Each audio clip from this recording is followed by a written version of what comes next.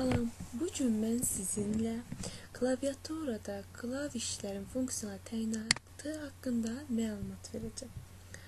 Baxaq, klaviatura bildiyimiz kimi ədəd və mətn informasiyanı kompüterə daxil etmək üçün universal qurğudur. Standart klaviaturanın 104-dən çox klavişi var. Rahatlıq üçün onlar bir neçə qrupa birləşdirilib. Funksiyonal klavişlər dedikcə baxın, yuxarıda göründüyü kimi F1, F2, F3, F4, F5, F6, F7, F8, F9, F10, F11, F12, F1-də F12 kimi funksiyonal klaviş düymələrimiz var. Bu funksiyonal klaviş düymələri hər hansı bir proqramda, yəni ayrı-ayrı proqramlarda onların özlərinin funksiyaları var. Windows əməliyyat sistemində F1 funksiyası axtarış sistemi çağırmaq üçündür. Alt plus F4 klavişi isə, baxın, Alt F4 klavişi kombinasiyası cari pəncərəni bağlamaq üçün, yəni hər hansı bir proqramda işləyirəm və o pəncərəni bağlamaq üçün Alt F4-ü basaq və pəncərəni bağlamış olaraq.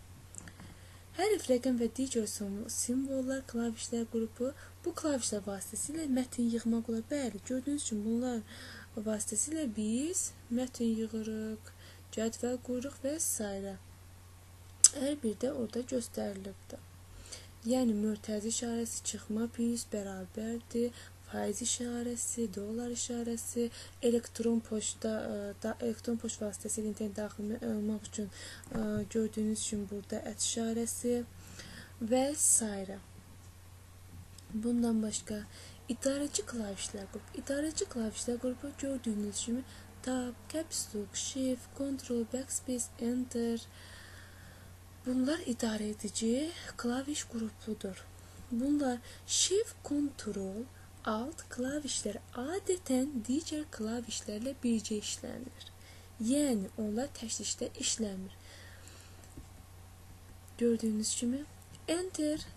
Baxaq, növbəti abzası keçmək üçün, seçilmiş əmri təsdiq etmək üçün adlı deyilir ki, sol düyməni əvəz edir. S düyməsi seçilmiş əmri ləğv etmək üçün istifadə edilir. Tab düyməsi, Backspace düyməsi, bəli, Tab düyməsi iri boşluqlar buraxacaq. Backspace isə solda olan simvolları silir. Məsələn, bir söz yazmışsınız və hərf, səhv, rəqəmsi və s. Onda onları silmək üçün Backspace düyməsindən istifadə olunur. İşarəsi də ox işarəsindən göstərib ki, solda olan simvolları silir. Klaviaturanın dilini dəyişmək üçün, məsələn, İngilis dilini Azərbaycan dilinə keçmək istəyirik. Onda Alt Shift düyməsini və yaxud Ctrl Shift klavişini basmaqla biz istədiyimiz dilə keçmiş oluruq. Bundan başqa baş hərfləri yığmaq üçün Shift və hər hansı simvol klavişini eyni vaxtda basmaq lazımdır. Məsələn, mən oraya yazmaq istəyirəm informatika. Shift, i-ni basacağım, birinci hərf böyük yazacaq və Shift-i əlimizi Shift-dən götürürük və yerdə qalan hərfləri isə çi hərflərini yazmış olacaq. Bundan başqa ixtiyari mətnin fraqmentini bir dəfəlik baş hərfləri yığmaq üçün Caps Lock düyməsi göründüyü kimi bu klavişi basırıq. Bir dəfə basmaqla və yuxarıda göründüyü kimi əgər burada indikatorun işığı yanacaqsa demək Caps Lock düyməsi işə düşübdür. Yəni, onda nə yazsaq böyük hərflərlə yazmış olacaqdır. Əgər bir dəfə basaq, görürük indikatorun düyməsi, yəni işığı burada yanmırsa, deməli, onda bütün hərflər kiçik yazmış olacaq.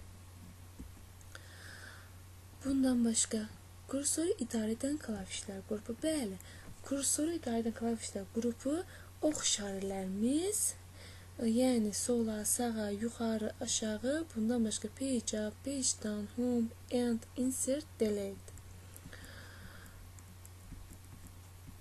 Göründüyü kimi. Bundan başqa, bu deməli, seçilmiş yerə baxsaq, yəni kalkulyator rejimində istifadə olunan rəqəmlər Əgər namloku bir dəfə biz bassaq, namlok düyməsini bassaq, əgər burada işıq yanırsa, deməli burada kalkulyator üçün istifadə edəcəyimiz rəqəmlər işə düşəcəkdir. Əgər biz namlok düyməsini bir dəfə bas gördük, burada işıq yanmır, onda burada heç bir düymə işləməyəcək. Ona görə də burada işləməzdən əvvəl indikatora işığına baxmaq lazımdır. Əgər yanırsa, deməli işləyir, yanmırsa, deməli işləmir.